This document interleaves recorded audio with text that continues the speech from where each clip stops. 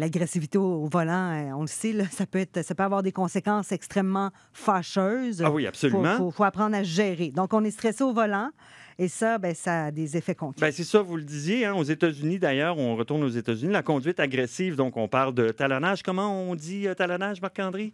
On colle au derrière. OK, merci. Donc, talonnage, changement de voie erratique. Bon, ces comportements-là, c'est un facteur dans 56 des accidents mortels.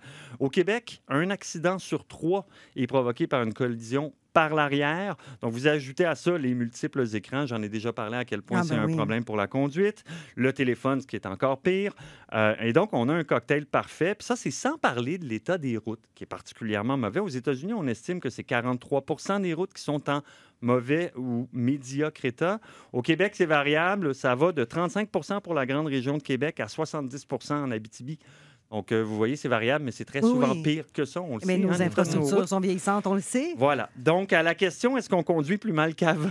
C'est dur à dire, je vous dirais, mais manifestement, là, il y a plusieurs facteurs qui peuvent contribuer là, à cette impression-là qu'on a.